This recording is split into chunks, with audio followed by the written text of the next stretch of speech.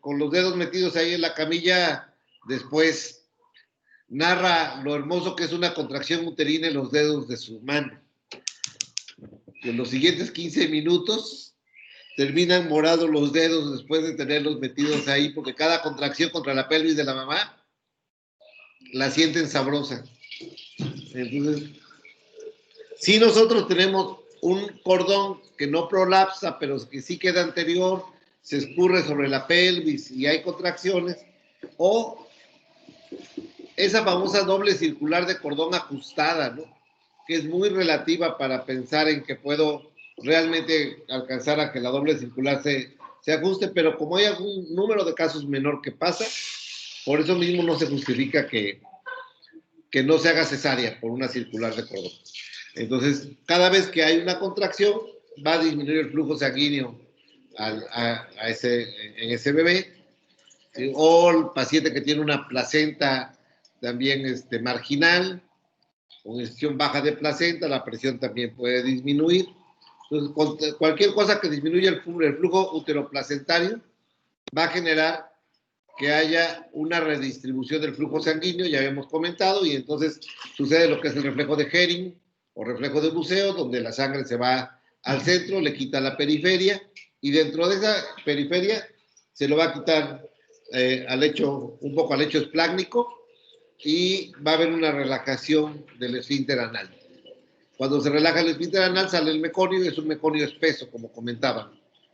La asfixia crónica durante mucho tiempo, muchas semanas, hace que haya pequeñas salidas de meconio, que después se inhibe y ya no sale el meconio fresco, y el bebé sale pintado un meconio verde oscuro que pinta la piel y el cordón, pero normalmente no progresa hacia vía respiratoria. Entonces, el problema del niño que progresa el meconio por la orofaringe, por la tráquea, hasta vías respiratorias, es que en las primeras respiraciones va a enviar meconio a los alveolos, a bronquiolos y alveolos. Y básicamente lo que tenemos es un proceso inflamatorio químico.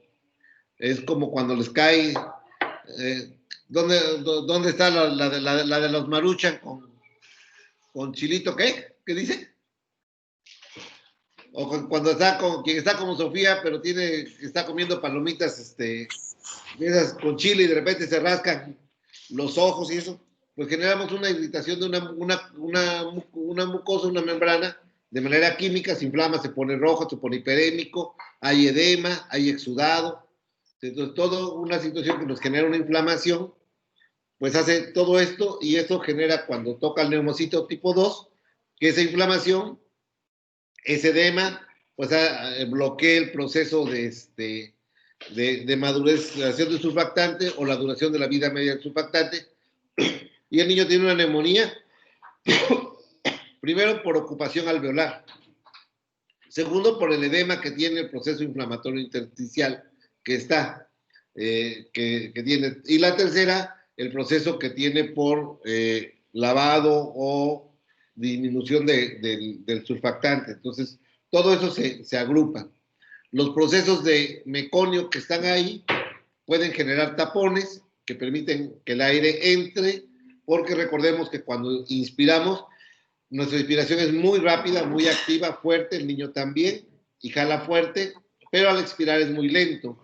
Entonces puede ir atrapando pequeñas cantidades de aire y puede generar, hablábamos de membrana hialina con atelectasias, con colapso alveolar, y ahora hablamos con sobredistensión alveolar, y el niño de motor de aspiración de meconio nace con un tórax inflado, ¿sí? Ancho, porque retiene como si fuera un asmático, y este proceso puede generar de repente neumotórax también, que complica. Este proceso inflamatorio no hay manera de tratarlo con antibióticos directamente, hay que hacer obligadamente, ¿sí?, una intubación. Se pueden hacer lavados bronquiales que no han demostrado tener utilidad, y lo que hay que hacer es dar un soporte ventilatorio, hídrico, antiinflamatorios, esteroides en algún momento dado si lo requiere, y vigilar a que el niño pueda mantener. Se puede cubrir con antibióticos porque Listeria monocitógenes crece en el líquido amniótico. Entonces, la Listeria monocytogenes es un germen que habría que estar sospechando como riesgo de neumonía bacteriana agregada a una aspiración de meconio. Pero de entrada es una neumonía química, es una neumonitis. Más que neumonía es neumonitis, que es inflamación del pulmón. Y todo lo demás, pues es lo mismo que la asfixia, ¿no? Todo lo demás se desencadena igual, nada más que estamos hablando de un niño de término. Aguantan más dependiendo de la severidad. Si el niño viene de una asfixia, de un proceso asfíctico por un sufrimiento fetal agudo que se prolonga, bueno, ahí obviamente vamos a tener la aspiración de meconio más la asfixia, y entonces puede haber daño cerebral en esos chicos por encefalopatía hipóxica secundaria a la asfixia. Entonces puede complicarse un poco y son niños que en algún momento dado pueden tener problemas metabólicos, normalmente la asfixia cursa con hipocalcemia, ¿sí? Por afectación de suprarrenales. También podemos cursar con alteraciones de la glucosa, entonces hay que estar muy al pendiente de los procesos hipoglicémicos que puedan tener, la hipocalcemia que pueda haber secundario, que son fenómenos que debemos entender que van a pasar ahí. Entonces, niño que nace con meconio, finalmente, en la reanimación neonatal, idealmente, si es posible, aspiramos, ya habíamos comentado eso, si el niño nace hipotónico, aguado como trapo, le digo al ginecólogo, no me lo toques, pínsalo, pásamelo, e intento hacer una aspiración hasta donde me es posible. Si no tengo habilidad, lo hago con perilla para sacar todo lo que puedo de orofaringe y narinas. ¿Sí? Antes de empezar a estimularlo, a secarlo, para aprovechar ese pequeño paréntesis que me da el bebé. Si el niño tiene problemas tiene reactividad, pues nada más aspiro orofaringe y no aspiro más allá y evalúo por la clínica su evolución y tomo una placa de tórax para ver cómo está. ¿Dudas de síndrome de aspiración de meconio? Doc, yo solo una pregunta acerca del prolapso de cordón. ¿Qué tan común es? Claro. Normalmente las membranas no... Son cordones que son redundantes, hay cordones muy largos y entonces flotan y de repente se colocan en alguna variedad de posición cuando el niño no viene exactamente en asinclitismo, sí, en encefálico, a lo mejor viene en transverso, ligeramente o oblicuo, y entonces en lo que se acomoda, el cordón de repente resbala y la demás la suerte es que rompa membranas en ese momento y entonces tenga el prolapso. Es poco común, pero es una situación que hay que tenerlo presente.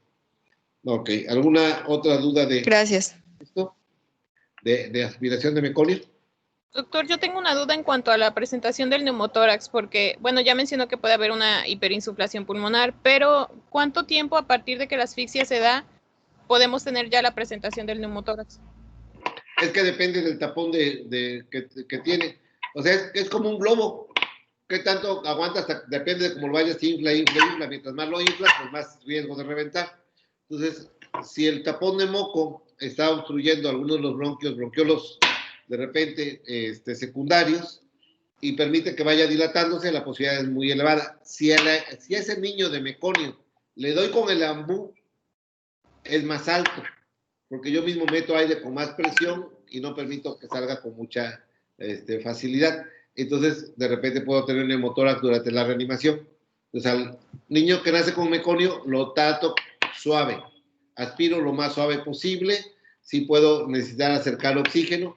Y si voy a tener que dar ambú, bolsa, válvula, mascarilla, lo hago gentilmente, tratando nada más de garantizar que oxigene exclusivamente, para permitirme sacarlo de la parte inicial que podemos tener problemas, ¿no? De lo que sería la apnea secundaria a una asfixia, que acompaña mucho el meconio a una asfixia, un sufrimiento fetal agudo. Uno tendría que esperar casi siempre. Okay. ¿Alguna otra duda? Bueno, Doc, eso un poquito más enfocado a lo de, digamos, el tratamiento o la medida intensiva que se tiene que tomar. ¿Cuál sería más o menos un criterio? Obviamente lo que es la ventilación con presión positiva pues, es necesaria, pero ¿en qué momento se requeriría de lo que es la ventilación continua? Es decir, lo de lo del oxígeno como tal. Vamos a tener nuevamente la evaluación que tengo, es mi evaluación de APGAR. Te estoy hablando de un niño que viene, cuando viene con meconio es porque hubo una disminución de la circulación sin materno-fetal, o sea, por alguna de las causas, y en ese momento hubo el tiempo suficiente para la relajación del esfínter y salida de meconio. Entonces, ¿qué es lo que voy a necesitar? Pues evaluar mi APGAR. Si el niño sale muy deprimido, pues van a necesitar meter ambú obligadamente, la vida es prioridad a la función. Si el niño sale con un APGAR de 7, entonces seco, lo pongo en calorcito, evalúo, acerco un oxígeno al 30% nada más y espero a que el niño se recupere, porque muchos bebés no van a hacer la neumonía sino hasta 8 o 16 horas después, cuando venga la inflamación, el edema secundario a la quemadura. Si han vomitado, ¿sí recuerdan aquella de que yo no sé qué me dieron en la última?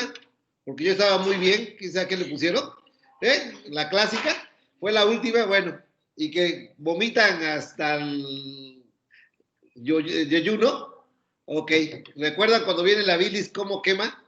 Si el ácido clorhídrico quema, cuando viene la bilis que sabe sabrosa, ¿recuerdan el ardor esofágico? Bueno, eso es lo que recibe el alveolo. Si se siente la garganta fatal, imagínense lo que siente el polvo alveolo con un líquido alcalino, ¿no? Es como una quemadura de cloro. Entonces, esa es la parte que tenemos, es una neumonía secundaria. Entonces, no se inflama de momento y se cierra, sino se va cerrando gradualmente conforme va pasando las siguientes horas. Entonces, el niño que no sale tan asfixiado, podemos no necesitar darle más que cuidados generales, pero me anticipo, lo meto a la incubadora, le pongo líquidos y hablo con las personas y les explico lo que pasó, ¿no? Que hay cosas que pueden no ser ni culpa de ellas, ni del ginecólogo, sino simplemente complicaciones del nacimiento, y entonces protejo. Si yo espero a que me dé la neumonía, a que el niño se ponga con dificultad respiratoria, que el Silverman me suba de 5 a 6, entonces ya el niño seguramente ya está teniendo no solo el proceso inflamatorio pulmonar, sino el hipóxico que está teniendo por mala perfusión. Si yo tengo un edema, lo que voy a hacer es que de mi alveolo que pasa y mi vaso sanguíneo que pasa junto, con la inflamación lo que voy a hacer es que se va a separar.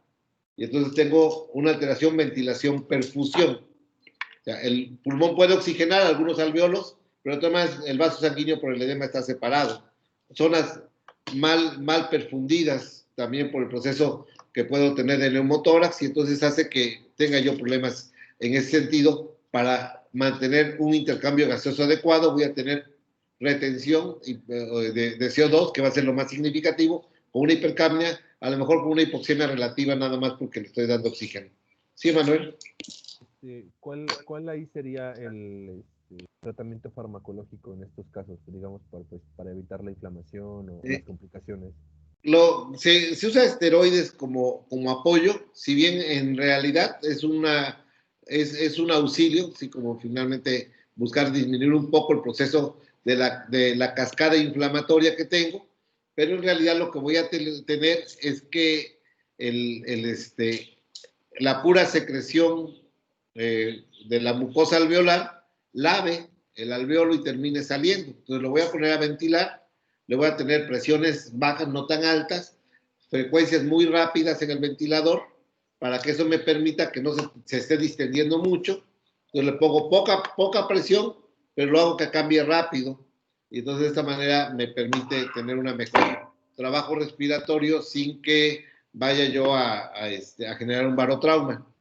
Y espero, es como cuando les cae exactamente, sale en el ojo el jugo de naranja, en el ojo de limón ahí que les arde, lo que lo quita es la lágrima que lava.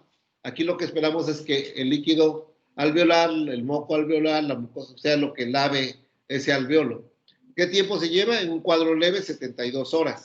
Si aparte del meconio está complicado con asfixia, pues entonces el cuadro va a ser más severo, porque ya vimos todo lo que pasa con los cambios hemodinámicos en la asfixia, la hipoperfusión, y entonces estamos manejando con dos cuadros diferentes a un bebé. Entonces, hay cuadros puros respiratorios leves, y los que son complicados seguramente tienen asfixia incluida y su pronóstico va a ser más largo. ¿Qué nos sirve a nosotros mucho? Anticipar a la mamá, porque ¿Quién creen que recibe al niño bañado de meconio en la sala de toco? El interno. El famosísimo interno de pregrado. Entonces, el que tiene que poner la cara por la mamá es el interno. Entonces, lo primero que es decir, a ver, espérame, señora, tranquilo. Ya lo vio, está gordito, grandote, porque son niños gordos y grandes. Ya lo vio, está bien cachetón y todo. Parece como si hubiera estado en la pandemia y en la panza. Entonces, sí, pero tuvo problemas, cheque muy bien, que viene amarillito, verdecito. Ahorita le explico por qué, lo pongo en la incubadora y le explicamos que va a tener que pasar, obviamente, y que a lo mejor requiere oxígeno y a lo mejor requiere soluciones, porque pensemos, si le quito la circulación por esa misma asfixia que está teniendo ese niño, por esa disminución de la perfusión, hace que se relaje el ano en el bebé. El intestino también está mal perfundido. Entonces, si yo le doy de comer a ese niño y está hipóxico, ¿sí? Está isquémico, está mal perfundido, puedo tener una enterocolitis necrosante. Entonces, si la asfixia es moderada o severa, yo lo meto ayuno, le pongo soluciones, le pongo incubadora y voy a tener un ayuno de 48 horas cuando menos para esperar en lo que resuelvo lo respiratorio. Habitualmente uno le dice a las mamás, o sea, primero resuelvo la complicación más severa, que sería lo neurológico, después lo respiratorio, después lo digestivo y después el control térmico. Pues primero mi complicación severa que pueda tener, en este caso sería la asfixia, proteger el sistema nervioso, lo más que puedo. Después voy a ver lo respiratorio y al final resuelvo lo digestivo.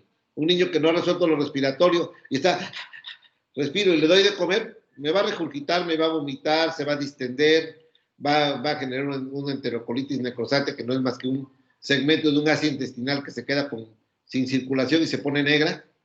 Sí, finalmente es un proceso isquémico secundario a una mala perfusión intestinal que se presenta muy fácil porque es un intestino delgaditito, ¿no?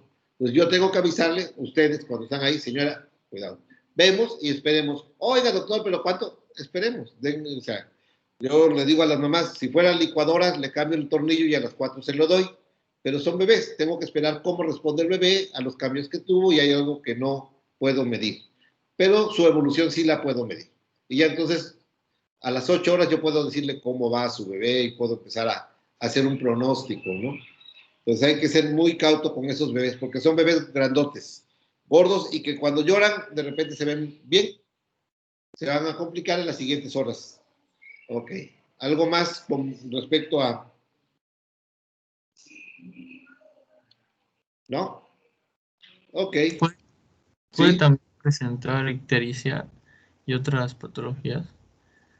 Lo que pasa es que si lo dejo en ayuno voy a poder tener un poco más de ictericia con más facilidad. Si de repente el ayuno es uno de los riesgos, puedo incrementar la reabsorción. La ictericia no tiene que ver con el meconio que salió y pigmentó, sino va a tener que ver si me quedo en ayuno un poquito más. Si el paciente está acidótico, ahorita vamos a ver un poquito de ictericia, si el paciente está acidótico, cuando está en acidosis, sí voy a tener más consumo de proteínas para actuar como buffer. Recuerden que las proteínas séricas me ayudan a contrarrestar carga ácida. Son buffer naturales que tengo en la sangre. Pero la bilirrubina viaja unida a proteínas. Entonces, si uso la proteína para contrarrestar carga de hidrogeniones, pues la bilirrubina queda libre y entonces me incrementan mis cifras de ictericia. Si además hubo hemólisis, pues voy a tener más ictericia. Entonces, si hay factores, sí puedo complicar con ictericia, independientemente de la alteración a grupo AB0 o RH.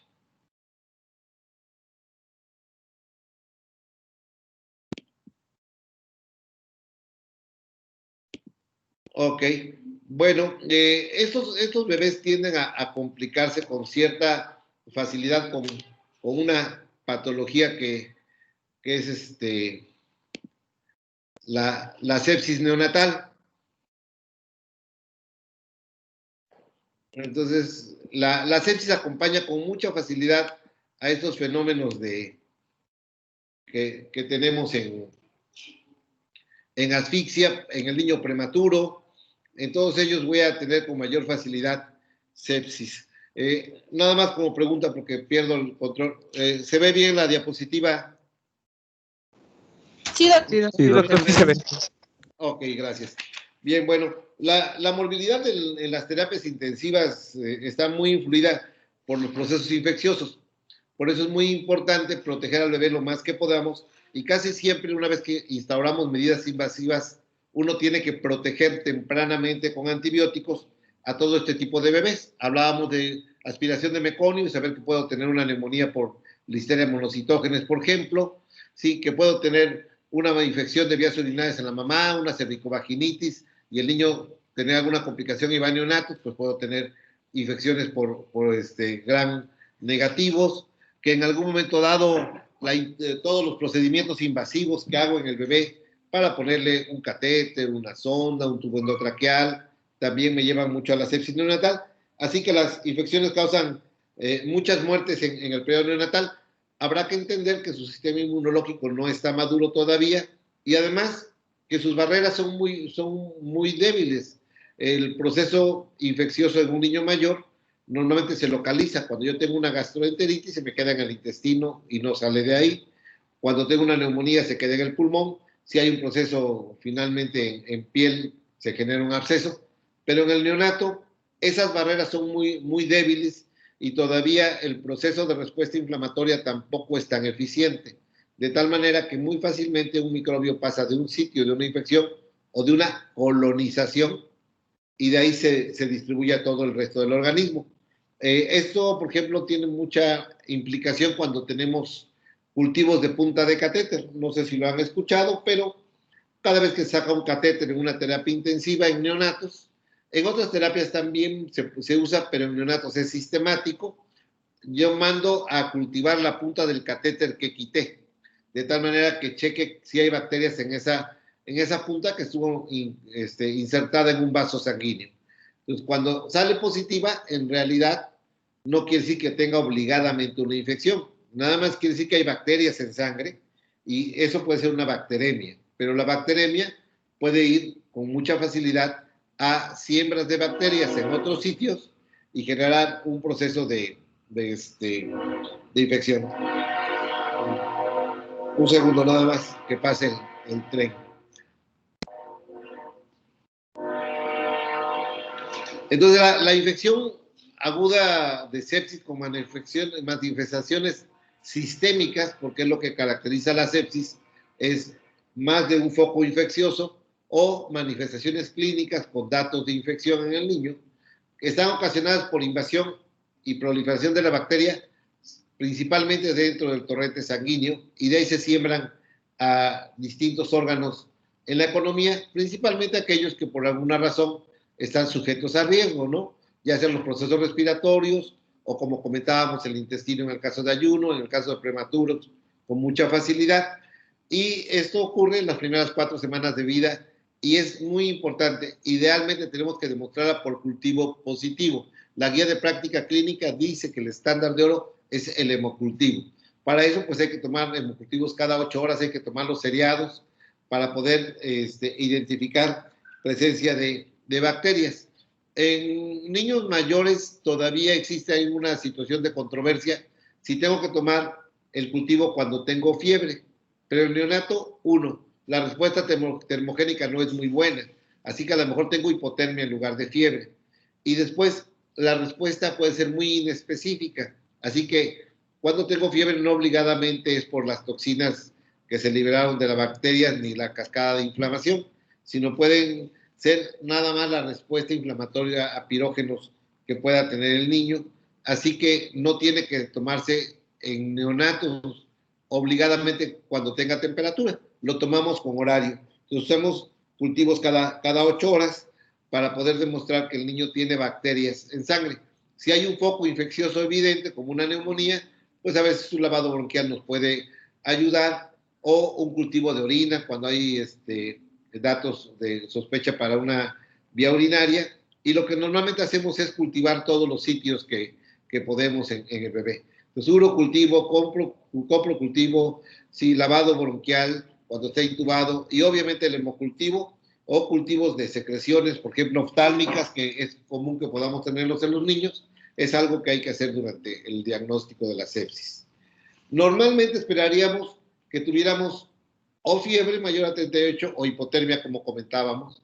Y bueno, la taquicardia, son mayor a 180 por minuto. La frecuencia respiratoria también mayor a 60, que es en el neonato, estos son datos del pediátrico. Y los leucocitos, más de 12,000 o menos de 4,000, pero esta parte, el 10% de los leucocitos totales tienen que ser de formas inmaduras, ¿sí? Entonces, normalmente cuando nosotros tenemos bandas, que es la forma más común de tener un leucocito que apenas está diferenciándose de manera inmaduro, bueno, el 10% debe ser de estas formas jóvenes para poder identificar que puedo tener un proceso infeccioso presente. La sepsis puede cursar con una síndrome de respuesta inflamatoria sistémica, que es muy común. Esas son las siglas SRIS, que normalmente pueden deberse a los procesos infecciosos y que habla de afectación de más de dos órganos. O sea, una enterocolitis necrosante con una neumonía, por ejemplo, un proceso de bacteremia demostrada con otro foco infeccioso en algún sitio. Entonces, esta parte es importante ubicarlos. Hay sepsis tempranas, cuando sí son los primeros 3 días de vida, sepsis tardía cuando es después del tercer día de vida, y sepsis como complicación intrahospitalaria cuando el niño ingresó a una sala de neonatos, no tenía infección, no tenía un dato por qué infectarse y después de 2 días de estar hospitalizado, se infecta como secundario a un proceso invasivo de catéteres o de tubos que puedo tener. De acuerdo a la forma de adquirirla, pues lo más común que tenemos es la transmisión vertical, porque vienen del canal genital materno, se contaminan por vía ascendente o por contacto directo con el feto por secreciones contaminadas al pasar por el canal del parto, o en la parte cuando son manipulados en el momento del nacimiento. También esta parte es importante cuando una mamá de esas que estuvieron con una partera de repente más de 8 horas y la partera la estuvo tocando cada 15 minutos, los tactos repetitivos generan una contaminación muy importante. Y la sepsis hospitalaria, que se debe a los gérmenes que crecen en una terapia intensiva neonatal, y bueno, ahí tenemos que hacer mucho cuidado para el lavado de manos, es fundamental en una terapia neonatal para evitar pasar gérmenes de un neonato a otro, y habitualmente en neonatos cada bebé tiene su estetoscopio para que no llevemos en el estetoscopio gérmenes de un niño a otro. Si se da en su domicilio, que son poco frecuentes, que va a la comunidad, pero regresan a veces con fiebre, el niño con rechazo al alimento, con distensión, puede ser de tipo comunitario.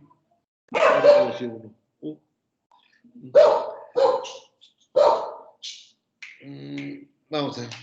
Los riesgos maternos que podemos tener para la infección, bueno, es un embarazo no controlado porque no tenemos datos si hubo infección de vías urinarias o cervicovaginitis, que son lo más común que podemos tener. Entonces, las mamás que no llevan control de planificación familiar, pues es un riesgo para sepsis. Las infecciones maternas por infecciones del tracto urinario, la cervicitis, la vaginosis que podemos tener, sí, que la madre lo refiere en la historia clínica. La ruptura prematura de membrana de más de 18 horas ya es indicador de interrupción del embarazo. Una ruptura prematura con un trabajo de parto en fase latente, ¿sí? O que no ha iniciado, hay que cubrir con antibióticos y determinar si va a poder nacer por vía vaginal con un parto inducido o es mejor hacer una cesárea. Obviamente las infecciones del amnios, una infección que alcanza el amnio es una coriamnioitis, en la cual la cavidad uterina, el ginecólogo cuando opera dice está caliente la cavidad uterina, ¿no? Y el bebé puede nacer con mayor temperatura, ¿sí? Aun cuando no hubiera fiebre materna. Y obviamente la fiebre materna intraparto. Habitualmente las rupturas prematuras de membrana, la coriamnioitis, de la fiebre materna hacen que tengamos una aplicación de algún antibiótico de amplio espectro antes de la cirugía, y eso nos ayuda a disminuir esa potencial infección del bebé y además la complicación de la madre. Frecuencias cardíacas fetales sostenidas por arriba de 160 por minuto, dolor del útero de la mamá a la hora de tocar externamente las maniobras de Leopold, puede generar dolor y eso indica corioamnionitis, taquicardia materna, secreción vaginal obviamente fétida, y leucocitosis de la mamá. Ok. Factores de riesgo menores, cuando la ruptura son 12 horas antes del trabajo de parto, pues bueno, todavía una ruptura, el líquido amniótico cuando rompe, lava el canal del parto, de tal manera que elimina alguna serie de bacterias, principalmente estreptococo del grupo B, que es el causante más común de la neumonía en el recién nacido, ¿sí? Y nos permite tener un canal de parto que si no se está tactando demasiado, que pueda preservar todavía cierto grado de disminución de bacterias. Entonces, menos de 12 horas de ruptura todavía es un riesgo menor a que se infecte. Leucocitosis materna menor a 15,000, fiebre materna pero que sea menor a 37,5, ¿sí? Es de bajo riesgo. El que haya una instrumentación, ya se usan un poco los forceps, pero si metemos un forceps, o hay un expulsivo prolongado, o hay un líquido amniótico meconial, ¿sí? Inclusive, si un bebé nace en el coche, en el taxi, cuando va o en la cama, les da un camazo de repente que les ganan en la vigilancia del parto y nace en la cama, pues no están las condiciones asépticas ideales, pero es un riesgo menor. Se puede infectar, pero se considera un riesgo menor. Menos de 6 tactos es bajo riesgo. Estado socioeconómico bajo, hay un riesgo, pero no es obligado. Las adicciones a drogas no son riesgo para infección. La colonización materna por estreptococo del grupo B no obligadamente va a generar una sepsis, si bien la neumonía es por este grupo. Y la amniocetesis, por ejemplo, para ver, recuerdan cuando veíamos que una de las pruebas para buscar madurez en el líquido amniótico era una amniocetesis para cuando es un prematuro con riesgo de presentar posteriormente membrana hialina. La amniocetesis es algo que se puede hacer, a veces para diagnósticos de tipo genético, eso, pues no son de riesgo significativo. Por el recién nacido, los factores de riesgo, obviamente menor a 35 semanas, alto riesgo. Y los demás pueden tener riesgo, pero no son tan importantes. El prematuro que está entre 35 a 37 semanas, no hay mayor problema. El recién nacido de término de peso alto para edad gestacional, también el niño gordito es de bajo riesgo. Un Apgar bajo es de bajo riesgo porque vamos a usar de repente el ambú, pero normalmente no sería tanto. El sufrimiento fetal agudo, el embarazo gemelar. El peso bajo al nacer, pero que no sea prematuro o menor de 35, también no es tanto riesgo. Y bueno, ya saben que el sexo masculino somos la parte más débil y hermosa de la naturaleza. Ajá. Entonces, 4 veces más riesgo de infectarse un niño que una niña. Las niñas son más resistentes. En casi todo lo que es neonatología, el sexo masculino incrementa el riesgo de mortalidad neonatal. La reanimación neonatal, el parto traumático, incluso las malformaciones congénitas, si son tratadas adecuadamente, son de bajo riesgo. Entonces, pues bueno, todo esto preocupa a los niños. ¿Qué es lo que sucede en el bebé? Pues tiene un estado inmunológico deprimido, una respuesta inflamatoria disminuida, la quimiotaxis, esta parte que permite que el proceso inflamatorio haga que los neutrófilos migren, es inadecuada, y además esa opsonización que tienen para poder destruir a la bacteria es deficiente porque tienen poco complemento. Las inmunoglobulinas son deficientes todavía, dependen mucho de la madre, y hay una alteración todavía, una deficiencia en la vía alterna para activar el complemento y el sistema de properdina, que finalmente desencadena el proceso inflamatorio del complemento, la respuesta inflamatoria, y esto pues va a disminuir el que puedan los neutrófilos ir y deglutir, engullir, fagocitar a las bacterias. Y como ya comentábamos, pues tienen una piel muy delgada que no las protege, las mucosas muy delgadas, fácil de ser traspasadas por las bacterias. Eso no voy a hacer mucho énfasis, pero ya lo sabemos. Todo tiene que ser muy cuidado y nada más haríamos mucho énfasis en el uso racional de antibióticos. En los bebés, un esquema muy común en neonatos que van a ver ustedes es empezar con ampicilina y amicacina o gentamicina para cubrir gran positivos, gran negativos, pero son antibióticos de primera línea, no usamos cefalosporinas de primera intención en los neonatos, a menos que haya un hemocultivo positivo específico. El recién nacido se puede infectar vía transplacentaria porque está contaminado el líquido amniótico, por aspiración o ingestión de secreciones vaginales al momento de que nace, y los gérmenes pueden infectar y entrar al torrente sanguíneo por el aparato respiratorio, por el aparato digestivo o por la piel.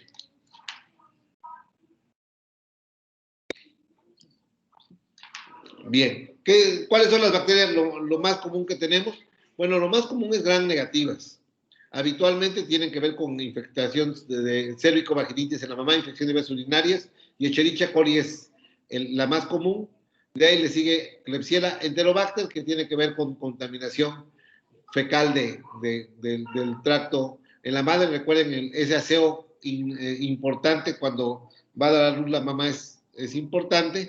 Las pseudomonas, perdón, está mal escrito. Las bacterias gram positivas, destaco el papel del estreptococo del grupo B, que es un huésped común vaginal. Es la única bacteria gram positiva que se encuentra en vagina. Y ahí vive, es un comensal, no es una infección, es un comensal que se encuentra ahí, es normal que esté ahí, pero en un proceso inflamatorio puede ser uno de los que, una ruptura de membrana muy prolongada, puede ser uno de los que de repente por estar ahí tenga un crecimiento y en el bebé al pasar a tracto respiratorio o condiciona una neumonía.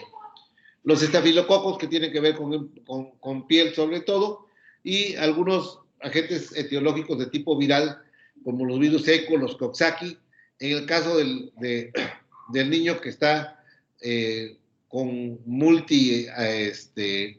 agredido por tubos, sondas y catéter, cándida aparece mucho, sí, es muy común. La candidiasis, recuerden que en los niños chiquitos, en los bebés, es frecuente que tengamos, sí, algodoncillo, le dicen las abuelas porque parece algodón, que es moniliasis, que es una cándida.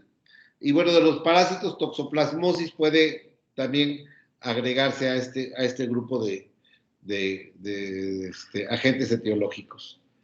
Respecto al estreptococo del grupo B, puede ser hasta el 60% de las sepsis bacterianas y puede cursar con un mal pronóstico, alcanzar una mortalidad hasta del 50%. Es muy temprano para manifestarse. Normalmente no tiene que tener obligadamente síndrome de dificultad respiratoria, puede o no tener de entrada. En los casos de aspiración de meconio, hasta el 10% pueden ser contaminados por estreptococo del grupo B. Y uno de los riesgos que tenemos con estreptococo del grupo B en un niño que no tiene todo su proceso inflamatorio integrado es que pueden causar neuroinfección. ¿Sí? De un 10 hasta un 50% pueden evolucionar a meningitis. Se calcula que una de 4 mujeres embarazadas tiene colonización genital y perianal por estreptococo del grupo B y es normal sin que haya datos de infección.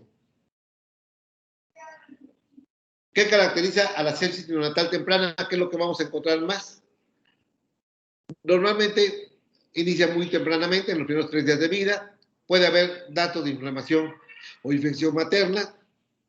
Es frecuente, la mortalidad es alta y tenemos riesgo de discapacidad neurológica. La tardía, obviamente después de los 3 días de vida, la mamá habitualmente no tiene complicación. No es tan común, tiene menor mortalidad y tiene que ver casi siempre con infecciones intrahospitalarias. La Escherichia coli se asocia a presencia de meconio adquirido en el canal de parto, pero no es tan frecuente, y la listeria monocitógena se presenta frecuentemente, se diagnostica mal a veces por laboratorio y se puede confundir por sus características que puedan tener morfológicas con el estreptococo del grupo B. El estafilococo casi siempre son las sepsis tardías. Esto, bueno, ya lo vimos, es los mismos gérmenes que habíamos visto. Esta es una foto de un neonato clásico en una incubadora. Tiene, obviamente, intubado, tiene una sonda orogástrica, sí, tiene apoyo ahí, un tubito para la vía respiratoria nada más externa, y bueno, obviamente la venoclisis, y ya esa manipulación en un medio que puede crecer rápidamente, pues incrementa el riesgo de sepsis. La sepsis tardía tiene que ver con infecciones nosocomiales, y la infección extrahospitalaria, sí, neumonías que podemos no encontrar. Esta foto de este bebé, si se fijan en la parte de la cabecita, en la parte parieto-occipital de su lado, del lado izquierdo del bebé, del lado derecho de la pantalla, se nota que hay un levantamiento, que ese es un trauma obstétrico. Es un bebé que tiene un cefalohematoma ahí colocado. Este no es un caput, este es un cefalohematoma. Es parietal, no se sale del parietal, no llega al temporal. Y bueno, esta localización es por una variedad de posición anormal en un punto tocolítico donde la cabecita del bebé, este punto, choca contra la pelvis materna. Los niños que se van a su casa y regresan infectados, pues estos son los gérmenes más frecuentes. Se agrega Haemophilus influenza y Streptococcus pneumoniae, que son de la comunidad, que puede haber gente con infecciones respiratorias que se transmiten al niño. Los niños con sepsis presentan síntomas relativamente tempranos, las 24 a 48 horas más frecuentemente. Y los datos de sepsis neonatal, que esa es la parte más importante, aquí hay que quedar muy claro, son inespecíficos, no hablan de neumonía, no hablan de gastroenteritis, no hablan de meningitis, son inespecíficos. ¿Sí? La parte del pulmón es la parte más común de infección, y vamos a poder tener quejido, polipnea, que es lo más común, puede haber algunas retracciones intercostales, tiraje, cianosis, o hay niños que debutan con apnea de un proceso séptico, y lo único que tenemos son apneas, ¿no? Que el niño deja de respirar y la mamá llega por eso, porque el niño no está respirando. La parte cuando hay bacteremias, generan mala perfusión y causan taquicardia como compensación, o hipotensión con piel fría, sudorosa, llenado capilar lento por hipotensión y estado de choque. Puede haber hipertermia o hipotermia, la hipotermia más común en los prematuros. Y algo que pasa con frecuencia es que los niños dejan de comer. El niño tiene una pobre alimentación, tiene un gasto energético para defenderse y tiene una pobre alimentación.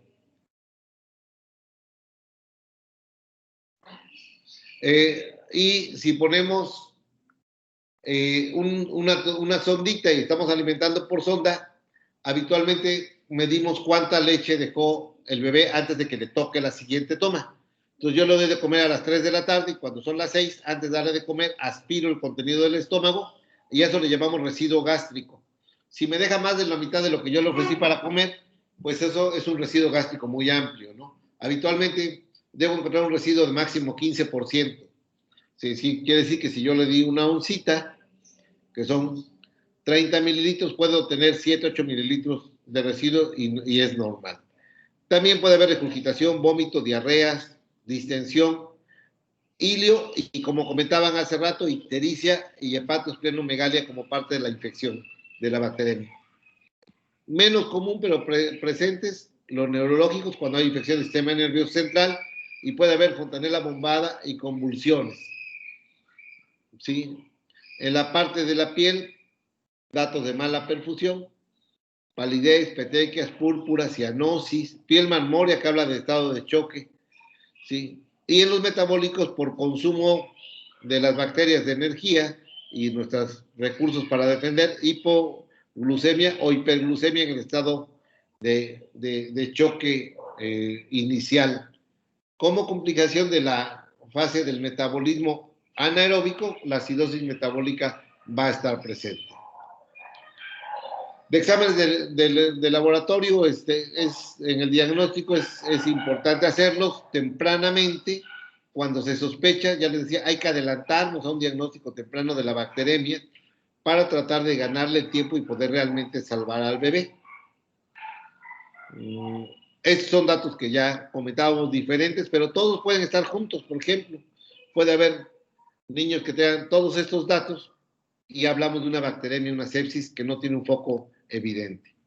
Habitualmente, como decíamos, leucocitos menor a 5.000, mayor a 25.000. La presencia de neutrófilos comparados contra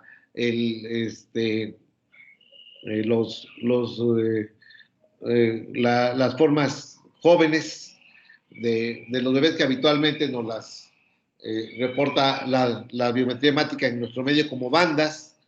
Si pongo relación bandas contra segmentados, es normal si es menor a 0.16 al nacimiento, 0.12 a las 72 horas de vida, o 0.2 durante todo el primer resto del mes, menor a estos datos. Si es mayor, sí, y el índice de inmaduros maduros es mayor a 0.2, pues habla de infección.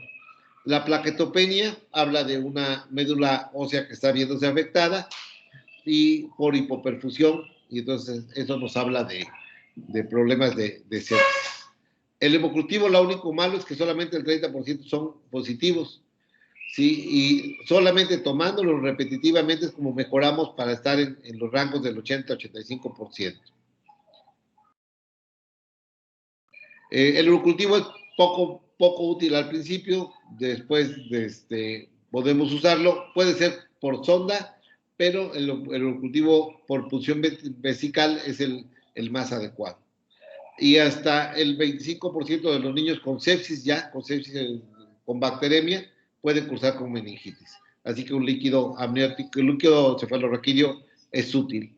El aspirado bronquial, sobre todo por neumonía temprana, por estreptococo, puede ser útil hacerlo al principio, después ya no nos es tanto. Y bueno, hay pruebas para poder aglutinar específicamente para estreptococo que nos permiten detectarlo rápidamente, o para Escherichia coli, y eso nos permiten encontrar antígenos bacterianos que pueden orientar al diagnóstico, pero que no son específicos.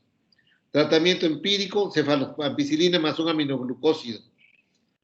¿Sí? Y si el paciente tiene un cuadro grave, puede usar una cefalosporina de tercera generación más ampicilina, como una cefotaxima, por ejemplo. Y con cultivo, de acuerdo al antibiograma, pues es lo ideal, ¿no? En cuanto tengo foco infeccioso, trato selectivamente. Ampigenta, ampiamica, cefotaxima, en caso de que tengo riesgo de estafilococo, ceftazidima, oxacilina o vancomicina. En sepsis tardía, la vanco aparece mucho más y la oxacilina, porque obviamente estafilococo en la sepsis tardía es más común. Entonces vamos a hacer un gran positivo, pero que pueda tener resistencia a las beta-lactamasas. Y hay una serie de búsquedas que se hacen en el bebé que han sido de poca utilidad. El uso de inmunoglobulinas, que realmente ya lo usamos muy poco. Usar transfusiones de neutrófilos. En el banco de sangre se pueden separar glóbulos blancos, y los glóbulos blancos separarlos los neutrófilos, y esos neutrófilos se le pueden colocar a niños neutropénicos y pueden funcionar. En sepsis graves se ha usado la hexaquinotransfusión, puede utilizarse, pero no siempre es tan útil, y la hemofiltración, que son para centros de tercer nivel, puede auxiliar. Principalmente, ¿qué le damos a un bebé con sepsis? Antibiótico, incubadora, oxígeno tibio y húmedo, líquidos y electrolitos vía endovenosa, ayuno, monitorización importante, evaluar apneas y estar atento y anticiparnos a todas las complicaciones. Eso es lo que se encarga de las terapias neonatales. ¿Sí? Es exactamente esto mismo. Ok. ¿Dudas con sepsis?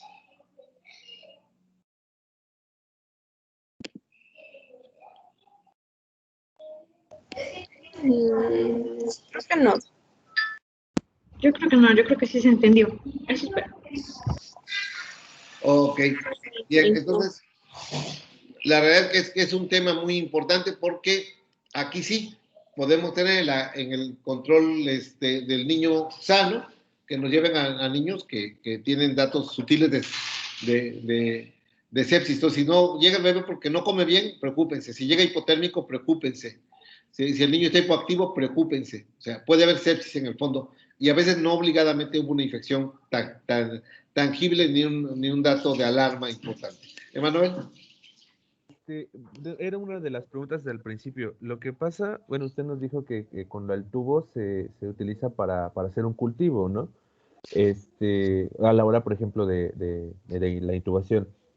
¿Hay algún protocolo, alguna disposición en específica? O sea, ¿se intuba y luego se mete a la bolsa o cómo se hace? Porque pues no sé que también en el medio ambiente se pueda contaminar el tubo y pues luego de falsos positivos.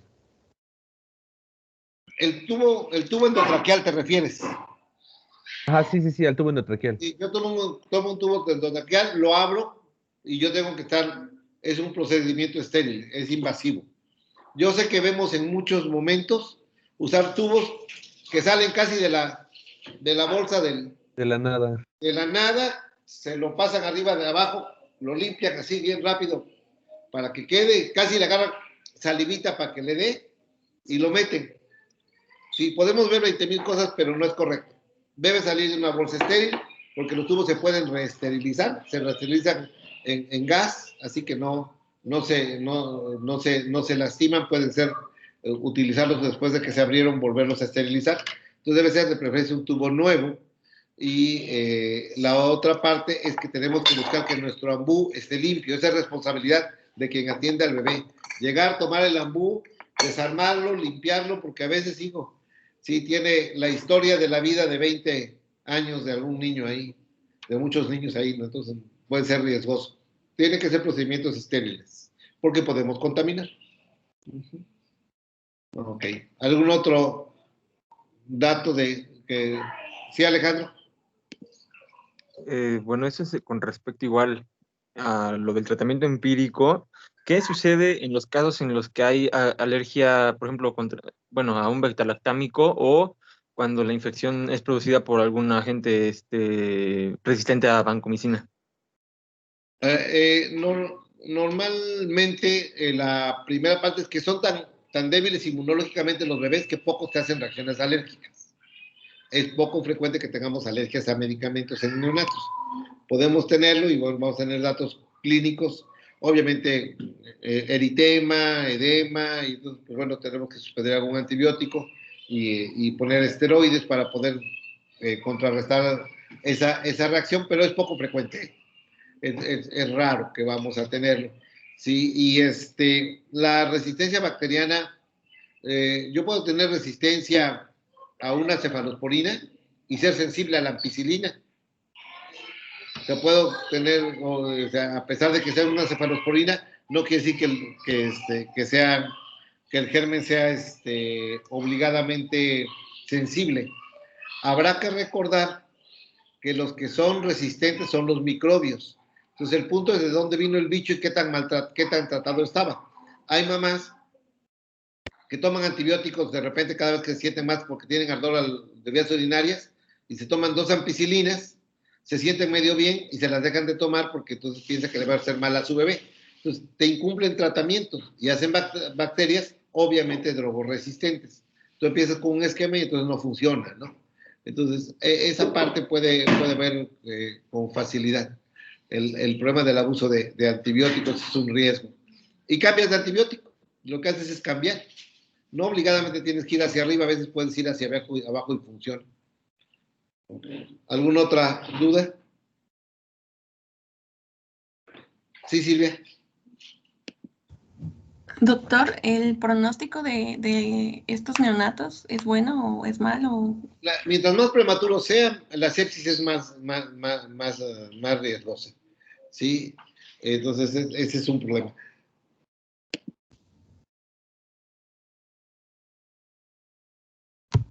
Entonces, si yo tengo un prematuro, tiene que estar mucho más cuidado.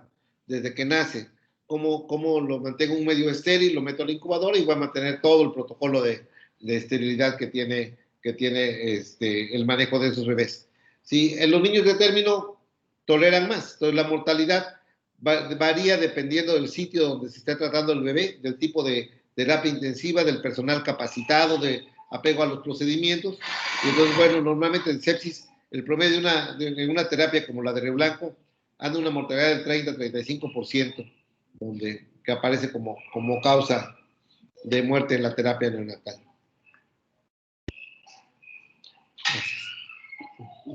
Doctor, ¿y ese porcentaje de mortalidad de aquí, de ese hospital, es alto o es bajo comparado con otros?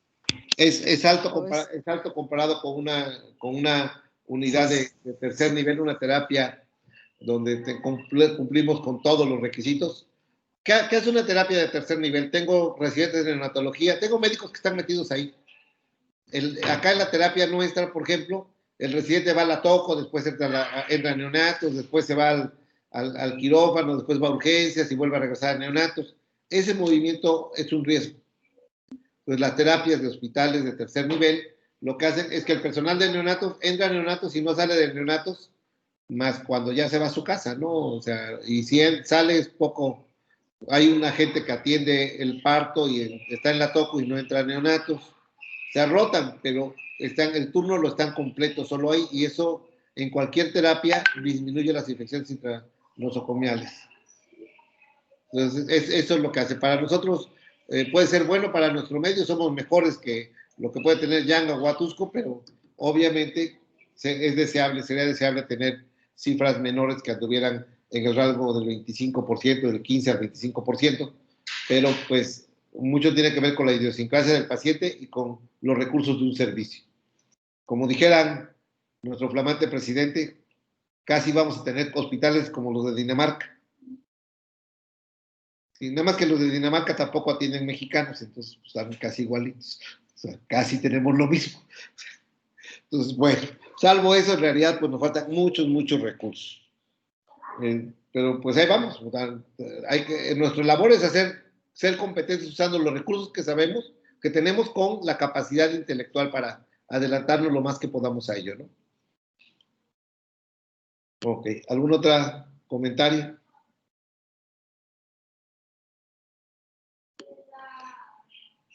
Ok. Doctor, ¿va a subir las diapositivas? Sí. Sí, las coloco más tarde ahí.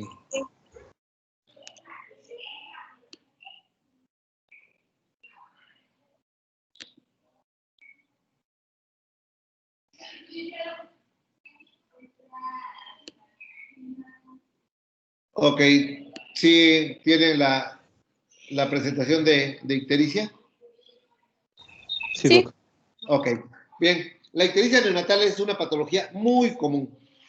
Puede ser complicación, puede ser inicial, secundaria, alteración del grupo AB o al RH, y puede complicar a patologías de tipo infeccioso, a las asfixias, ¿sí? A los procesos, de repente, algunas variaciones normales en niños con hipotermia.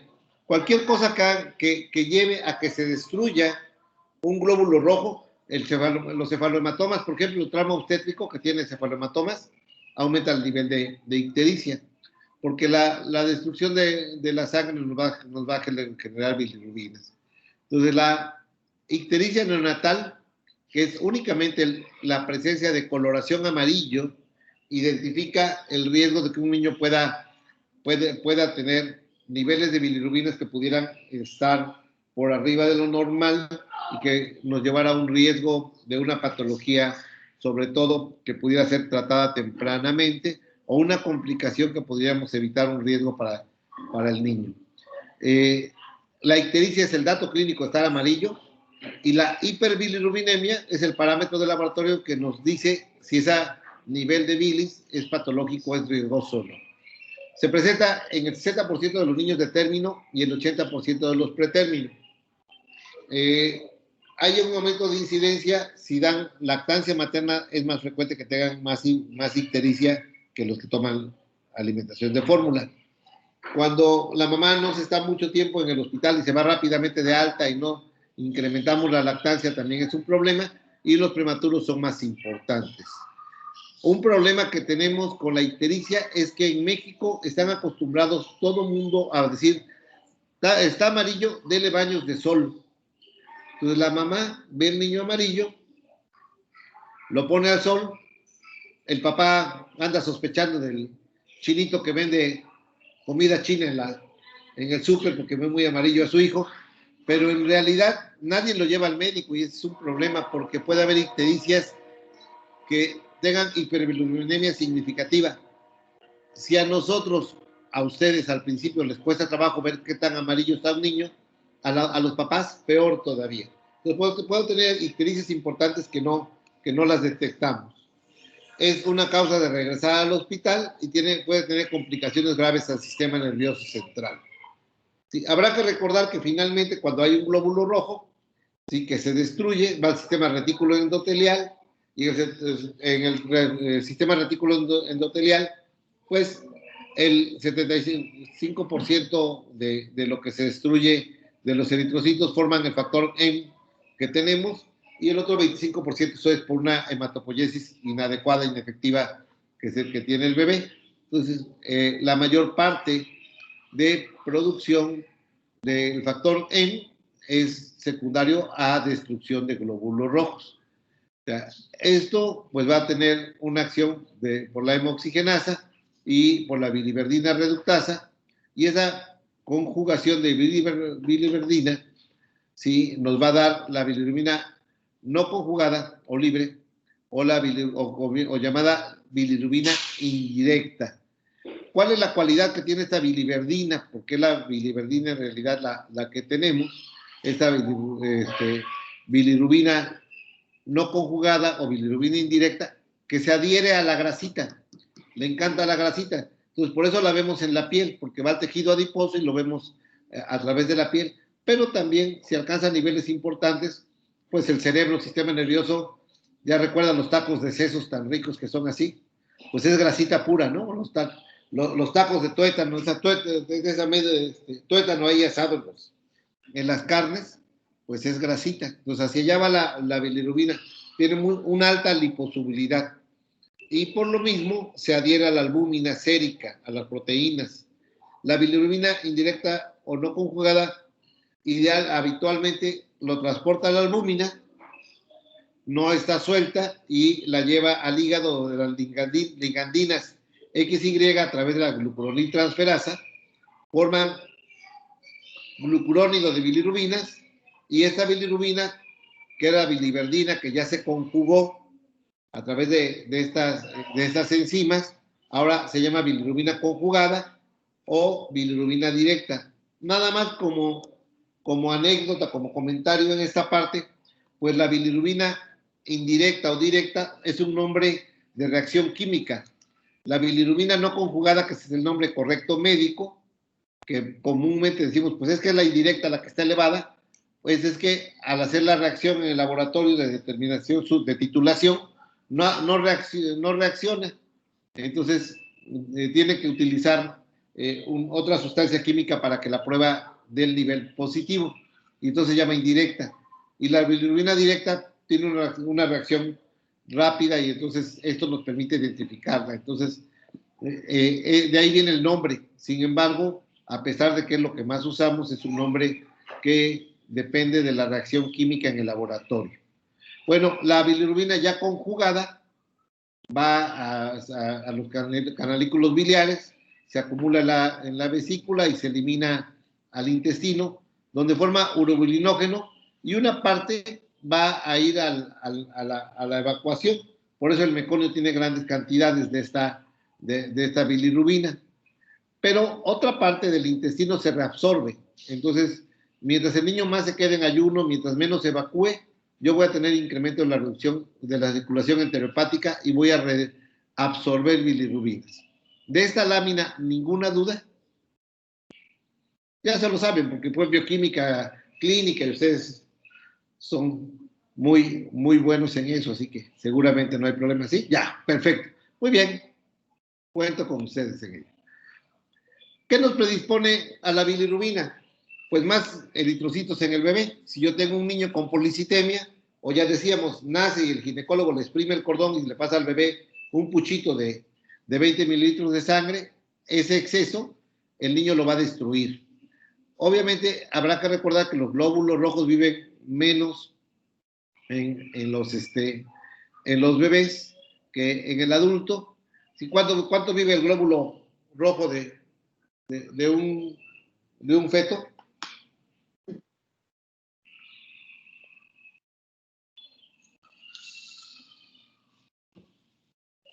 ¿Cómo dijo? ¿Cuánto viven los glóbulos rojos fetales? ¿Cuál es la vida media de un eritrocito fetal? 120 es el... No son- Bueno, No sé cómo. 90 días. Eran 90 días. Sí, ya lo hemos platicado como 3 veces, hemos tocado el punto. Sí, nos dijo una Son vez. de 60 a 70 días. Según yo son como 90. Son 90. 3 meses y Sí, 120 son días. 90 días. El eritrocito ya del niño, del neonato o que va formándolos, o la vida extrauterina. Entonces, esa parte es importante. Los eritrocitos van muriendo, y entonces, si yo transfundo un bebé, cuando le pongo sangre, una buena parte ya es sangre vieja y se van a morir. Entonces, eso también está. La ingesta oral disminuida y la escasa flora intestinal al principio aumenta la circulación enteropática. Puede haber que tengamos asfixia o problemas de mala perfusión y genere cierta insuficiencia hepática, o la presencia de sangrados o hematomas que pueden generar trastornos placentarios que incrementan la reabsorción de hematomas. Desde el punto de vista patológico, nuestras causas de producción de bilirrubina, las primeras son hemolíticas, o sea, por destrucción de glóbulos rojos, y para ello el más común es una alteración al grupo AB0 o subgrupos, y la más preocupante es cuando es el grupo RH. Y bueno, podemos también defectos de la enzima 6-glucosa fosfodiesterasa, o diferencia de piruvato sinasa, o la porfiria eritropoyética, que lo único que hacen es destruir glóbulos rojos. También cuando hay alteraciones de la forma, que hay niños que nacen con glóbulos rojos redondos y no elípticos, como es bicóncavos, como es la esferocitosis eritrocitaria o la eliptocitosis, que pueden destruir más fácilmente. Si yo le administro ciertos fármacos a la mamá, como es la oxitocina, que la usamos totalmente, o las sulfas, o la nitrofurantoína, pues yo voy a tener con mayor facilidad destrucción de glóbulos rojos. Si yo en lugar de ponerle K1, que es el Conaquión comercialmente en México, porque es el único nombre comercial, yo le pongo Hemocin K, que es K3, voy a tener mayor liberación de bilirrubina. Entonces, cosas tan simples como las que hacemos pueden incrementar los niveles de bilis en sangre, y si eso le agregamos 2 o 3 causas, pues vamos a tener mayor problema de presencia de ictericia. Entonces, ese es el problema con la bilirrubina, que podemos tener 2 o 3 factores causales que se suman. Yo puedo tener un niño prematuro y aparte está infectado, y aparte le puse Hemocin K porque no había conaquión en el hospital, y entonces pues tengo una serie de cosas que se suman, y además le puse oxitocina a la mamá para el trabajo de parto, y pues eso también me genera mayor riesgo. Entonces, bueno, todo esto nos incrementa. Y de las causas no hemolíticas, que también producen un aumento del pool de eritrocitos y que se pueden sumar, ya habíamos hablado de los cefalomatomas, la policitemia, el aumento de la circulación enterohepática por ayuno. Entonces, todo eso va a incrementar el riesgo de que yo pueda tener en el niño una ictericia. Entonces, son factores muy habituales, muy comunes.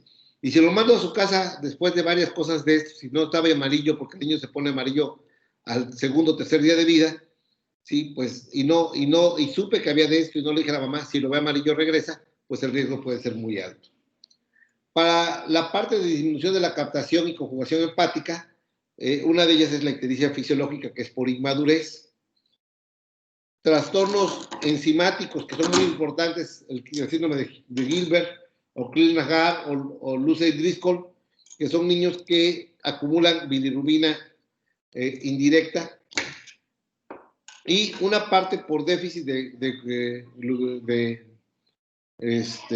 de conjugación de la bilirrubina tiene que ver cuando el niño toma leche materna y los ácidos grasos de la leche humana utilizan las mismas vías metabólicas en el hígado que para la conjugación de la bilirrubina, y nos da un incremento de la presencia de bilis en sangre. Entonces, todo esto puede tener.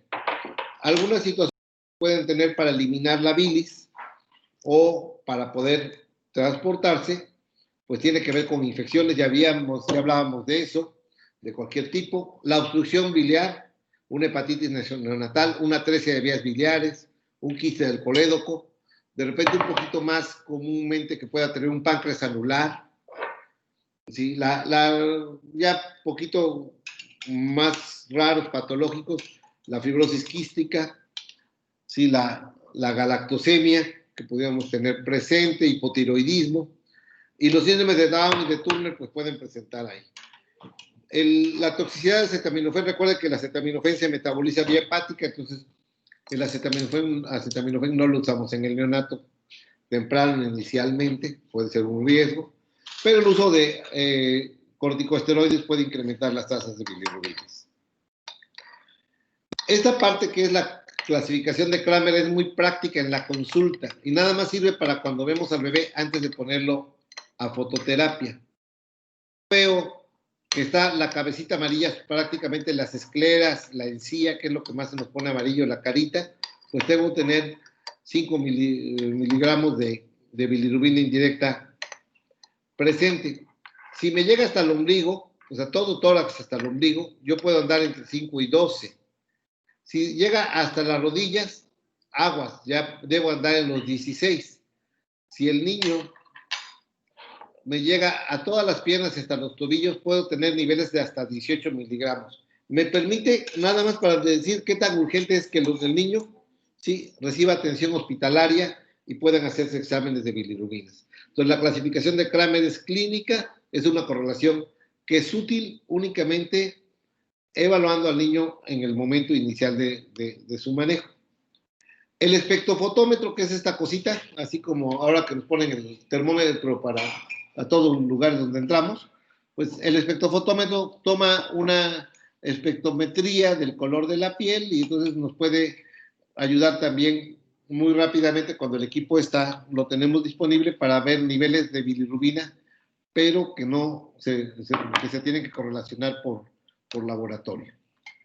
Y bueno, la otra parte es, hay que preguntar, hay que hacer una historia clínica, hay que preguntar todo lo que ya vimos que son factores de riesgo y que pueden estar presentes para identificar, importantemente, grupos sanguíneos y RH, ¿no? Entonces, para ver, sobre todo cuando tenemos madres RH negativo, que pudiéramos tener problemas de sensibilización temprana. El problema de la bilis cuando alcanzan niveles de más de 18 es que puedo tener encefalopatía por bilirrubinas y eso me puede llevar a niños letárgicos, hipotónicos o con succión débil. Entonces, yo no sé si tiene succión débil por lo amarillo o tiene succión débil porque es una sepsis temprana, por ejemplo. Entonces, si yo tengo un niño ictérico, a lo mejor no es séptico. Recuerden que la sepsis no siempre tiene fiebre. Entonces, son niños que uno tiene que sospechar cualquiera de las dos posibilidades. En la fase intermedia, el niño puede estar irritable con estupor hipertónico y en la fase tardía, cuando ya tenemos datos de lesión neurológica, el niño puede tener opistóctono, retropolis, llanto débil, no succionas, apneas, convulsionar y morir incluso. La encefalopatía crónica o kernicterus, y habrá que recordar que kernicterus es un término básicamente anatomopatológico que indica coloración amarilla de tejido cerebral, pues si el niño que tiene encefalopatía crónica tiene parálisis atetoide, pérdida de audición, alteraciones en el esmalte dental y, bueno, pues un retardo mental presente. Entonces, el grado de daño cerebral, pues es lo que nos preocupa más en la ictericia. La ictericia fisiológica, la que no nos preocupamos tanto, aparece después de 48 horas de vida. Aparece después del segundo día de vida, alcanza su máximo al quinto día y puede durar hasta 4 semanas, hasta el mes de edad. Sí, eso varía un poquito. Si lo ponemos a baños de sol, el niño se puede broncear por la bilirrubina y entonces se queda pigmentado un poco más. Normalmente las bilirrubinas totales no alcanzan más de 12 miligramos por decilitro y la bilirrubina directa no está aumentada, y entonces al niño lo puedo manejar con baños de sol, así que son 20 minutos dándole la vueltecita. El sol de Cancún es muy bueno, pero pues hay que pagarle los viáticos a la mamá con todo y bebé, y entonces es caro, pero funciona. Si llevan al pediatra funciona más. La ictericia patológica aparece más temprano, puede estar presente por más de 7 días o más de término y más de 14 en el pretérmino. ¿Sí? Incrementa 5 miligramos por día. La bilirrubina directa puede estar presente a mayor de 2 miligramos por decilitro o más del 20% de las bilirrubinas totales.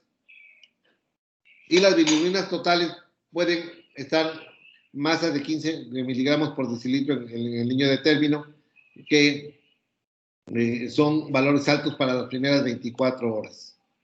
¿Cuáles son los niños con más riesgo? Pacientes menores de 35 semanas de gestación, el prematuro, bajo peso al nacimiento, bilirrubina muy temprana en las primeras 24 horas, incompatibilidad que conocemos al grupo ABO. Hay que preguntar a la mamá cuál es el grupo de sangre del papá, para saber muy bien qué es lo que le toca. Y bueno, esos son riesgos.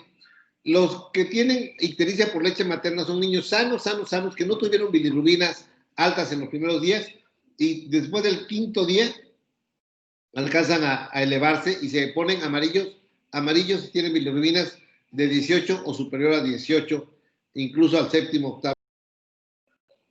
Tiene que ver con esta beta-glucuronidasa, que compite con los ácidos grasos de la leche materna e inhiben el metabolismo de la bilirrubina. Si alcanza niveles por arriba de 18, suspendemos 48 horas la lactancia, le decimos a la mamá que saque la leche, y después la reiniciamos si los niveles van a valores normales. Obviamente hay que descartar que no tenga una situación de riesgo patológico, ningún criterio de patología para saber que es por lactancia materna. La ictericia por lactancia materna es un diagnóstico de exclusión. La incompatibilidad de grupos sanguíneos, lo más común es el AB0, y bueno, gracias al ROGAM, que es la inmunoprofilaxis anti-D, nos ha permitido pues tener menos problemas con los embarazos subsecuentes, que es lo que podemos tener. Normalmente cuando tenemos un riesgo para grupo sanguíneo, pues vamos a medir ambas, si bien la bilirrubina indirecta es la que vamos a tener más alta. Tomamos grupo sanguíneo de mamá y de bebé, y en sangre del bebé hacemos CUMS directo. Si yo tengo sospecha de que el niño puede nacer con ictericia porque hay embarazos previos, hago CUMS indirecto, que es examen a la mamá. El CUMS directo veo anticuerpos en el bebé. Y en la biometría hemática voy a tener reticulocitosis, porque de los glóbulos rojos que se consumen, que se destruyen, demás, por esta reacción antígeno-anticuerpo, pues se están regenerando por la médula. Criterios de severidad: si el CUMS es positivo, la ictericia en las primeras 24 horas, si me hace anemia, y si la bilirrubina incrementa más de 0.5 miligramos por hora, o hay índices de más de 10% de reticulocitos, o sea, se está regenerando mucho, me dice que esto es grave. Y hay un nomograma que viene en la guía de práctica clínica, que me permite saber, de acuerdo al nivel de bilirrubinas y a la edad en horas en el niño, hablando de término, hay uno especial para prematuro, cuando la bilirrubina se encuentra en niveles de bajo riesgo, de riesgo intermedio, y cuando está el riesgo alcanzando el riesgo alto, que tengo que tener no solo la fototerapia, sino también una exsanguíneo-transfusión. Entonces, depende de los niveles de bilirrubina. Ya vimos factores de riesgo. Y la primera parte, si no tengo un riesgo muy elevado, le pongo fototerapia. Y la fototerapia lo que hace es una isomerización de la bilirrubina. ¿Alguien me puede decir qué es una isomerización? Es un cambio estructural de una molécula, ¿no? O sea, el orden de la molécula.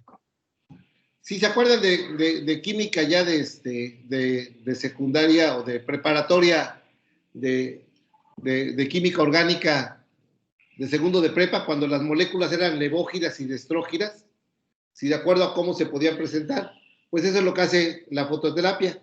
La luz ultravioleta que penetra la piel del bebé, lo que hace es de tener un levoisómero, hacer un destroisómero. Y este destroisómero lo que hace es cambiarlo de liposoluble a hidrosoluble y permite que la bilirrubina en exceso se pueda eliminar por orina. Nada más. Ese es el cambio significativo. Por eso los baños de sol funcionan. ¿Sí? Todos los niños que tienen ictericia patológica, a todos los sometemos a fototerapia, aun cuando vayan a ir a exsanguíneo transfusión, y si salen de exsanguíneo, de todas maneras van a fototerapia. Depende mucho de que el sol sea bueno, o en el caso de la fototerapia, de que la lámpara esté buena. Usábamos antes los tubos de neón, pero tienen una vida media máxima de 200 horas y casi nadie contaba las horas y los tubos viejos ya no sirven y entonces de repente no funcionaba. Es mejor usar lámparas de fototerapia específica. Cuando tenemos la fototerapia hay que darle una buena hidratación al niño porque se deshidrata por esto y solamente nos sirve cuando está por arriba de 8 miligramos. Tenemos habitualmente la luz blanca, hay una luz amarilla, el rango de la blanca anda aquí en la diapositiva vemos en medio el color morado, azul, y después la verde. La blanca está cerca entre el azul y la verde, así que es el espectro que tenemos, y lo único que tenemos es el espectro de la longitud de onda para permitir pasar y bajar más rápido los niveles de bilirrubina, para hacer esta dextroisomerización. Y bueno, el niño tiene que estar aproximadamente a 60 centímetros entre la piel del bebé y la fototerapia, 60 centímetros, 80, y la luz azul es más adecuada, pero es más cara y entonces se usa poco. Se ve muy nice ahí cuando es luz azul, pero no tiene. Entonces, esta es una guía para fototerapia, que también está en la guía de práctica clínica, que dice de acuerdo a la edad del niño y al nivel de bilirrubina en niños de término, cuándo tengo que hacer una exsanguíneo transfusión. Y esta también es edad gestacional contra bilirrubina, y acá me dice cuando lo vigilo nada más, cuando lo mando a fototerapia o cuando voy a una exsanguíneo transfusión. Esto está en las guías de práctica clínica, nada más cuando tenemos niveles de bilirrubina elevado hay que consultarlas y ya. Complicaciones: se nos deshidrata, es termolábil, depende de cada bebé, no todos funcionan. Hay que cubrir los ojos para evitar daños corneales, sobre todo por resequedad. El síndrome del niño bronceado es porque cuando están con bilirrubina, sobre todo niveles de conjugada, se ponen un amarillo más bronceador, así como el de Donald Trump, igualito al de Trump, casi se parece un niño de bronceado. Puede haber diarreas por pérdida de agua intestinal, irritaciones cutáneas, que son daños menores, y bueno, la expulsión excesiva puede generar alteraciones de crecimiento celular que normalmente no es muy significativa, y si damos vitamina E, evitamos el efecto oxidativo de membrana.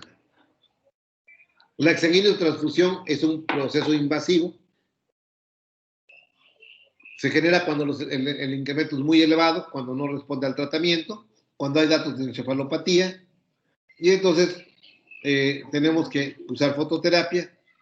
Hay guías para exsanguíneo transfusión igual, que son las mismas cuando tenemos, y bueno, lo que vamos a tener es disminuir esta inducción de daño cerebral que tenemos en el recién nacido por ir a las células del núcleo y el putamen, que se queden ahí fijos con un daño cerebral importante.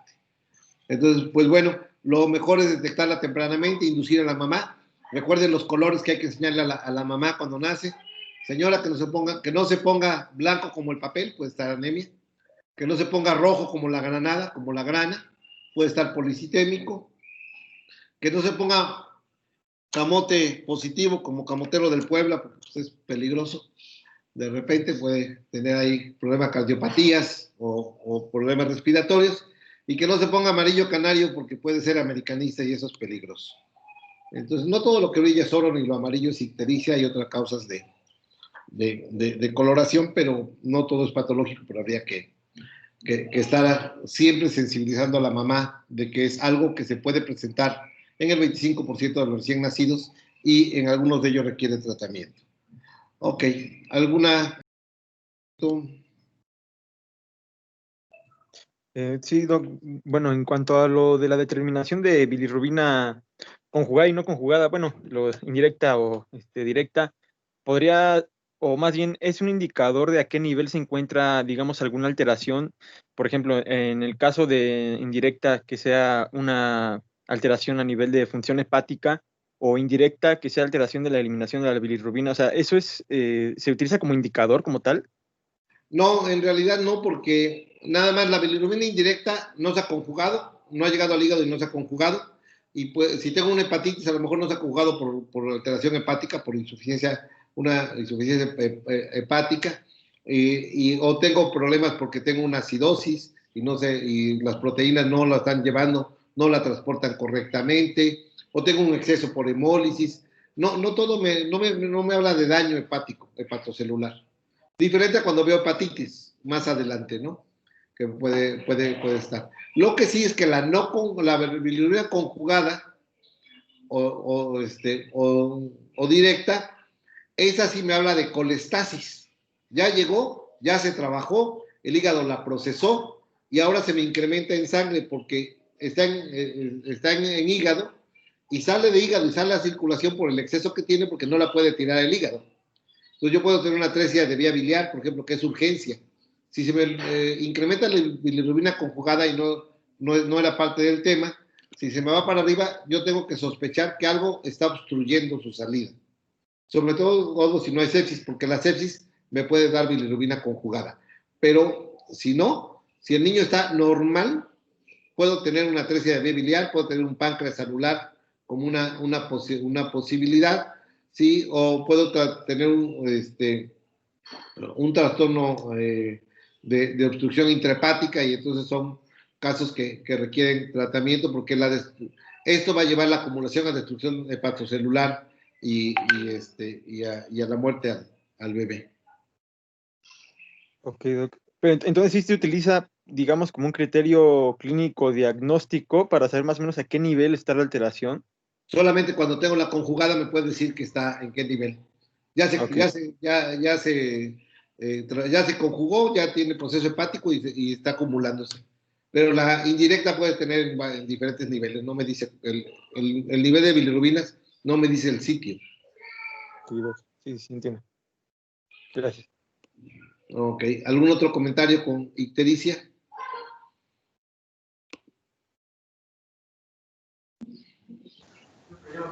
Yo tengo una pregunta. Sí, no sé, se me ocurrió nada más así, que si, por ejemplo, en el caso de los gemelos, ¿los dos lo presentarían? Sí, tiene que ser si son monocigóticos o disigóticos. Si el gemelo es monocigótico y es obviamente al grupo ABO, pues van a tener el mismo grupo sanguíneo. Si no, pueden tener grupo sanguíneo diferente y no obligadamente los dos tenerlos. ¿Sí? Entonces, es una reacción antígeno-anticuerpo. La sangre del bebé y de mamá no se tocan nunca en el embarazo, nunca. La placenta hace que los vasos, los lechos venosos se queden cercanos y pasan entre uno y otro todos los componentes, pero al momento de que viene el trabajo de parto o al momento de la cesárea, hay desprendimiento y la sangre se tocan. Y el niño es muy inmaduro, pero la mamá detecta que no es su sangre y avienta anticuerpos en fracciones de segundo. Y esos anticuerpos pasan a torrente sanguíneo, eso sí atraviesa la placenta completamente y pueden estar expuestos a daño. De hecho, es una de las causas de pérdida fetal cuando hay una amenaza de aborto y de repente hay desprendimientos placentarios, hay una reacción antígeno-anticuerpo y ahí podemos tener lesiones intrauterinas con pérdidas de repente graves, ¿no? Pero Esa parte depende si los gemelos son mono o disigóticos, monocoriónicos o dicoriónicos. Ok. ¿Algún otro comentario? ¿No? Ok, perfecto. Bueno, pues concluimos esta parte el día de hoy. Mañana, ahorita les mando material para lectura, trabajo y mañana necesitamos hojitas de papel y lápices. Mañana vemos líquidos y electrolitos, porque ya hablamos de líquidos ahorita, hay que cerrar con líquidos del neonato y hay que ir a líquidos para ver el niño con enfermedad diarreica que requiere manejo con líquidos y electrolitos.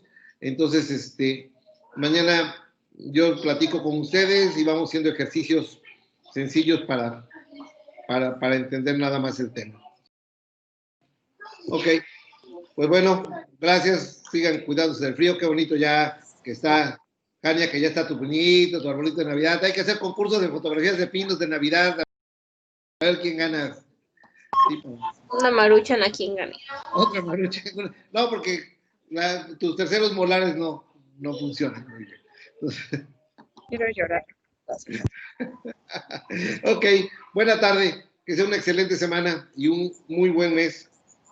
Gracias. Muchísimas gracias, Doc. Nos vemos. Hasta luego. Hasta luego, Doc. Hasta luego.